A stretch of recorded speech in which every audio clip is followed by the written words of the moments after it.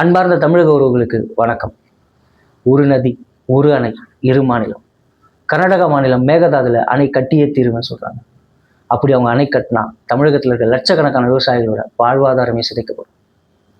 இதை எதிர்த்து தான் முதலமைச்சர் விஜய் அவர்கள் பிரதமருக்கு கடிதம் எழுதியிருக்காரு. நேரில் போனப்போவும் கோரிக்கை வச்சிருக்காரு. இப்படிப்பட்ட அரசியல் சூழ்நிலையில திமுக உடன்பிறப்புகள் இந்த நிகழ்வை எள்ளி நகையாடுற அளவா உங்களோட கூட்டணி கட்சியான காங்கிரஸ் தானே அங்கே ஆட்சியில் இருக்கு, நீங்க காங்கிரஸ் கிட்ட கேட்க வேண்டிய கேள்வி எதுக்கு மோடி கிட்ட போய் கேட்குறீங்கன்ட்டு மிஸ்டர் விஜய் திரு ஜோசப் விஜய் அவர்களோட இன்னபிலிட்டியை ப்ரூவ் பண்றதுக்காக ட்ரை பண்றாங்க. ஆனால் அந்த உடன்பிறப்புகளுக்கு தெரியல, 2023 காங்கிரஸ் தான் அங்கே இருந்துச்சு, 2023 திமுக தான் இங்கே இருந்துச்சு. அந்த 2023 அங்கே இருந்த காங்கிரஸ் கிட்ட இங்கே இருந்த திமுக ஏன் கேட்கலன்ற கேள்வியை மக்கள் ஐயா நமக்கு இருக்கு. ஆனால் இது அரசியல், இது இது அரசியல் பயப்படும். ஆனால் இது நம்ம அரசியலாக பார்க்க வேண்டிய நிகழ்வா?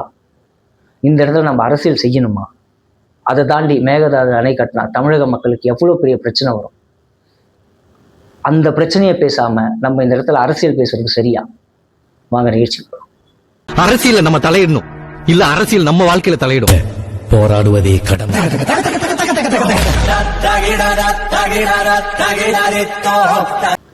மேகதாது அணை பிரச்சனை, அதை பற்றி தெரிஞ்சுக்கணும்னா நம்ம முதல்ல காவிரி நதிநீர் பிரச்சனைனா என்னன்னு தெரிஞ்சுக்கணும். காவிரி நதிநீர் பிரச்சனை இன்னைக்கு நேற்று உருவான பிரச்சனை இல்லை. அது நூற்றாண்டுக்கான ஒரு பிரச்சனை. ஆமாங்க, 1892ஆம் ஆண்டு அப்போதைய மைசூர் அரசு மெட்ராஸ் பிரசிடென்சியோட அன்றைய ஆங்கிலேயர் ஆட்சி காலத்தில் ஒரு ஒப்பந்தம் போட்டாங்க. அந்த ஒப்பந்தத்தில் ஒரு நீர் பகிர்வு திட்டம் கையெழுத்தாச்சு. ஆனால் அது கொஞ்ச நாள்லேயே அவங்களால அதை மெயின்டைன் பண்ண முடியாமல் தொடர்ந்து அன்னையிலிருந்து பிரச்சனை ஆரம்பிச்சது தான். அந்த பிரச்சனையில தீர்ப்பாயம் அமைச்சோம், தீர்ப்பாயத்தோட தீர்ப்பு வந்தது, உச்சநீதிமன்ற தீர்ப்பு வந்தது. அதை தாண்டி ஒரு குறிப்பிட்ட அளவு டிஎம்சி தண்ணியை கொடுக்கணும்னு சொன்னாங்க. ஆனாலும் கர்நாடக அரசு அது குறிப்பிட்ட டிஎம்சி தண்ணியை நம்ம கொடுக்காம புறக்கணிச்சாங்க. பல்வேறு வன்முறை சம்பவங்கள் நடந்துச்சு. நீங்க எல்லாரும் பார்த்துருப்பீங்க. கர்நாடகா மாநிலம் ஒவ்வொரு தடவையும் அவங்க வயலன்ஸ்ல தான் இறங்குவாங்க. எத்தனை தமிழக மக்களோட பெங்களூர் வாழ், கர்நாடகா வாழ் தமிழக மக்கள் எத்தனை பேர் துன்புறுத்தப்பட்டிருக்காங்க பார்த்துருக்கோம். இத்தனை வயலன்ஸ் தாண்டி காவிரி நதிநீர் பிரச்சனை இன்னும் இங்கே கரண்ட்ல தான் இருக்கு. அந்த நேரத்தில் இப்போ மேகதாதுல அணை கட்டினா நம்மளோட நீர் ஆதாரமே டோட்டலாக ஸ்டாப் ஆகும். ஏன்னா அந்த அணை கட்டுறதுக்கு கர்நாடக அரசாங்கம் சொல்ற காரணம் என்னன்னா, பெங்களூர்ல குடிநீர் பற்றாக்குறை ஏற்படவும், அதுக்கப்புறம் மின் உற்பத்தி நிலையத்தை உருவாக்குறதுக்காக. அதுவும் இல்லாமல் இது நான் தமிழ்நாட்டுக்கு உள்ள நீரை நாங்கள் இது பண்ண மாட்டோம், வெள்ளத்தால் மழை அதிகமாக பெஞ்சு நம்ம உபரி நீர் திறந்து விடுறத அதை சேமிக்க தான் நாங்கள் பயன்படுத்துவோம் சொல்கிறாங்க. ஆனால் அவங்க ஆல்ரெடியே நமக்கு கொடுக்குற தண்ணியே மழை அதிகமாக பெஞ்சு உருவான இது உபரி நீரை தான் நமக்கு வடிகாலாக தான் நம்மளை பயன்படுத்திக்கிட்டு இருக்காங்க.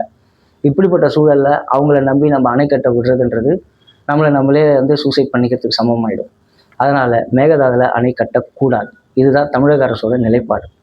இந்த இடத்துல ஒருவேளை அவங்க அணை கட்டிட்டா தஞ்சாவூர், திருவாரூர், டெல்டா மாவட்ட மக்கள், விவசாயிகள் எல்லாருமே இந்த இந்த இந்த காவிரி நதிநீரை நம்பி தான் வாழ்ந்துட்டு இருக்காங்க.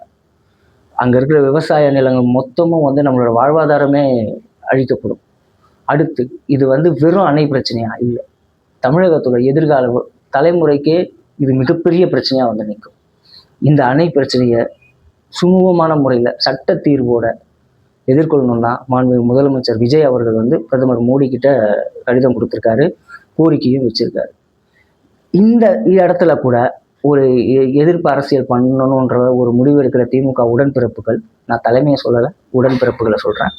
உடன்பிறப்புகள் விஜய்க்கு விஷயம் தெரியலன்ற எள்ளி நகையாடக்கூடிய ஒரு தோரணிலேயே இதை காங்கிரஸ் கட்சி தானே அங்கே ஆட்சியில் இருக்குது, நீங்கள் ராகுல் காந்தி கிட்ட கொடுக்க வேண்டிய லெட்டரை மோடி கொடுக்குறீங்க, உங்களுக்கு போஸ்ட் பாக்ஸ் கரெக்டாக போட தெரியல, இந்த மாதிரி பல விஷயங்கள் சமூக ஊடகத்தில் பரவிட்டு இருக்கு. அது அவங்களுக்கு புரியல. 2023 அங்கே இருந்தது காங்கிரஸ் கட்சி தான், இங்கே இருந்தது திமுக கட்சி தான். அப்போ இவங்க இங்கே போயிருக்க வேண்டியதானே, ஏன் அவங்க பிரதமர் கிட்ட போனாங்க? அப்போ ஐயா ஸ்டாலின் அவர்கள் ஏன் அப்போ பிரதமர் கிட்ட போனாங்க, ஜனாதிபதி கிட்ட போனாங்க, ஏன் போனாங்க? ஸோ இது சட்டப்பூர்வமாக தான் தீர்க்கப்படணும். இது அந்த புரிதல் இல்லாத உடன்பிறப்புகளுக்காக சொல்கிறேன். விஜய்க்கு இன்னபிலிட்டி இல்லாமல் இல்லை, மாண்புமிகு முதலமைச்சர் விஜய்க்கு தெரியும் அவருக்கு இன்னபிலிட்டி இல்லாமலாம் இல்லை. அது எந்த வழியாக போகணுமோ அந்த வழியாக தான் அவங்க போகிறாங்க. அது சட்டப்பூர்வமாக தான் நம்ம தீர்வு காண வேண்டிய ஒரு பிரச்சனை.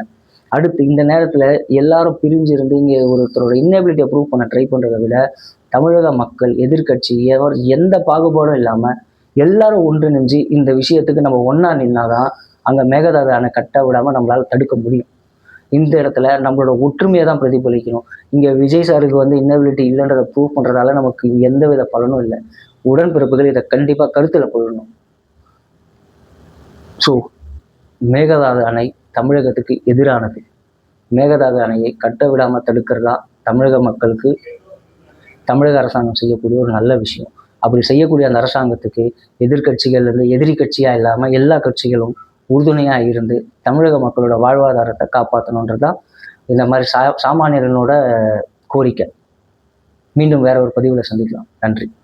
அரசியல நம்ம தலையிடணும், இல்ல அரசியல் நம்ம வாழ்க்கையில தலையிடும். போராடுவதே கடமை.